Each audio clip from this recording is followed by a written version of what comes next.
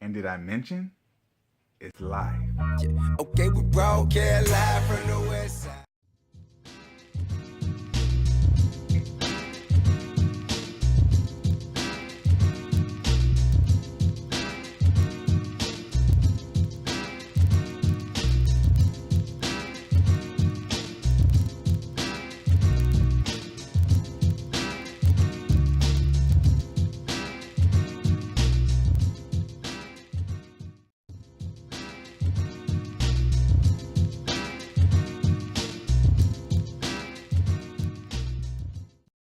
Hello, everyone. This is AJT, and I'm coming back live again. Just had a little baseball talk about Pete Rose and Ichiro, and now I'm coming back to talk about the NBA Finals. It's a lot going on in this series for sure. Game 6 tonight, 9 p.m. on ABC. Few subplots, of course. Draymond Green is coming back tonight after his suspension from Game 5. Talk about the Finals MVP, talk about adjustments, talk about Kevin Love and him not showing up. First thing I want to discuss, though, is Draymond Green. Draymond Green is an outstanding player, a top 5 player in the NBA, especially if you look at his impact. His traditional stats don't look that good, but with the advent of advanced statistics, we have much better ways of capturing impact, and his impact on the game is undeniable. He actually has the highest net on-off rating in the entire series, and by a wide margin. It was a plus 27 when he's on the court, on-off. So him being missing in Game 5 was palpable. You could see it. LeBron was getting to the basket whenever he wanted. Even though Kyrie was hitting a lot of tough shots, he still got to the basket. A lot of the rotations that were in place, usually when he's on the court, weren't there. Golden State's defense really just looked discombobulated. And then you add on top of that Bogut's out. He doesn't really play a lot of minutes, but he's an elite rim protector, great defensive rebounder, and he clogs the paint on defense. So he definitely has value. Draymond's versatility, though, is unmatched. Not many in recent NBA history do what he does on defense. He can literally guard 1 through 5. Everybody says that about a lot of players, but he literally guards 1 through 5 and is the key to that switch in defense because they feel comfortable with him being able to guard Kyrie in space or LeBron in space or defending the rim or defending the post, and he does it all. Now, as far as his impact and him missing the game, a lot of people have had their opinions on it. A lot of people say that he shouldn't have been suspended. A lot of people feel that, the league wanted to extend the series. One thing I'll point out about the league extending the series, that money's already been paid to them. So the league doesn't get another dime whether they play a game or not. Now, the networks might, but the league doesn't. So so that needs to be put out there. Secondly, I'm in the camp that he deserved it.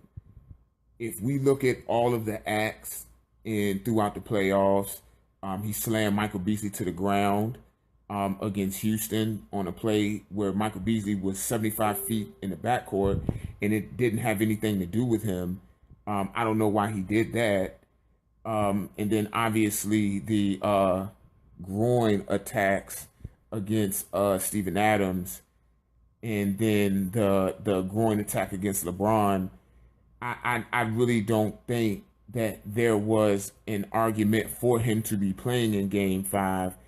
If one has an argument with the point system, I get it. That is arbitrary, and they enforce it any way they see fit. But under the current rules of the disciplinary point system, I don't really see how he didn't deserve to be suspended. I personally believe that a lot of the backlash for him being suspended was because of the other party who was involved, and that was LeBron. LeBron did instigate it. They were being physical. Draymond bumped him. LeBron knocked him to the ground, and then he stepped over him. Stepping over him was absolutely disrespectful. I agree with that. Stepping over any player is disrespectful. However, stepping over him didn't warrant him taking a shot at his groin area. It just didn't. You have to know in that particular situation that you cannot put yourself in a position where there's going to be any doubt of your intent. The league office says intent doesn't matter. I feel intent doesn't matter. But when you're looking at what he actually did as far as hitting someone in the groin, you have to know one more flagrant foul and you're suspended a game. You have to know that. You just can't put yourself in a position when arguably you've been the best player, where you've been the best player on your team throughout the finals. You just can't do it. And Kyrie and LeBron went off. Some of that had to do with Draymond not being there. You just can't put yourself in that position. Now, spinning that forward to Game 6, what can we expect? The game is in Cleveland. Cleveland is favored to win. However, there's a part of me that feels like Golden State's going to win this game. Not necessarily because they closed it out in Cleveland last year. That was a different team. LeBron doesn't have to carry the entire load, although his supporting cast, other than Kyrie and to an extent Tristan on the boards, is helping him. I feel like just because Golden State's the better team, they should win. If I'm Golden State and I'm thinking about going for the kill, I start the death lineup. You really have a reason now to do it. Bogut is not playing because he's out for the rest of the series. So now you have a reason to say, I'm going to start my best lineup. One of the problems that you have with that, though, is that the death lineup is so successful in part because it's being used judiciously. It's not used all the time. The longer that it's used, it becomes easier to figure out. And I don't think Kerr wants to get to that point where he uses it so much, where it's easier for LeBron and Kyrie and Tyronn Lue to make adjustments to it. I think they're going to go to it. They probably should go to it, but that's the risk you run.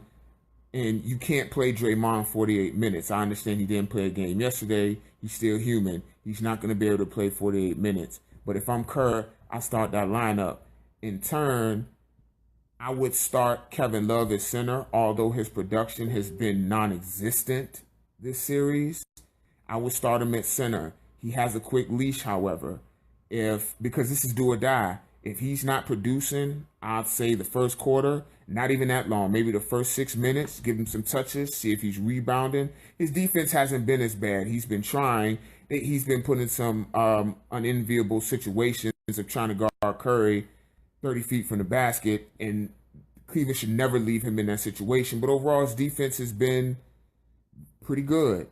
I would start him, see how it works. If it doesn't work, he has to sit. Put Richard Jefferson in there and put LeBron at center. They haven't really gone to the lineup of LeBron, Jefferson, Dele, Kyrie, and depending on whether JR's hitting the shots, either JR or Shump. But you have to do something different. And putting LeBron at center, you can switch everything, although you don't want your best rim protector, if he's on the court, switching out to 30 feet. That's going to leave the rim wide open. That's what I would do if I was Cleveland. They have to button up on defense, though. Golden State missed a lot of open looks. A lot of the time, some simple actions confuse them. Bogut setting screens, some of them are illegal. They're not, they're illegal to us. The league's not, the refs aren't calling them, but they have to fight through screens better. They have to stop trying to shoot the gap to get steals and deflections. You're leaving Curry and Clay wide open. That's death. Golden State is shooting 34% on uncontested threes in this series. That's not sustainable. This is the best shooting team that we've seen. So disciplined defense is better. Make them hit over the top. If they hit it over the top, tip your cap and try to win the next defensive possession. As far as substitution patterns, if I'm LeBron, I prepare to play 45 minutes. Same for Steph. probably even Clay, and maybe even Dre. But LeBron and Kyrie, they will get very little rest tonight, as it should be. Now, as far as the Finals MVP, I feel like I might be in a minority, but the best player has clearly been LeBron. There hasn't been a player who's been better than LeBron in this series. The numbers back it up. The tape backs it up. There's nothing that backs it up. There's also precedent saying a player on the losing team can win it, with Jerry West winning it. But a lot of people aren't going to vote for LeBron, especially if he doesn't play well tonight. That makes it, a bit more justifiable. But if he plays well in the loss, then I really feel like, excuse me, I feel like he deserves the MVP, just like he did last year, even in the loss. He's clearly been the best player. As far as on Golden State, it's difficult for me to campaign for Draymond to win it because he missed a game. There was precedent for a player missing a game, and he's still winning the Finals MVP, which was Willis Reed. Willis Reed, however, was hurt. Draymond's was self-inflicted, and it's really difficult for me to say if you miss a Finals game self-inflicted that you deserve the MVP. If the Warriors win it, you really kind of have to say Steph at this point, maybe even Iguodala, but Iguodala didn't really have a good game last game. It's really a toss-up at this point. I don't think it's an argument. I think it's LeBron, but they're going to give it to whoever's on the winning team, and if Golden State wins, then they're going to pick Draymond. In that event, I will probably pick Steph or Iggy. I just look forward to a good game tonight. Again, thanks for listening. Check us out on Twitter at Sports Politicking. Sports Politicking, agree to disagree. Have a good day. Okay, we broke, yeah.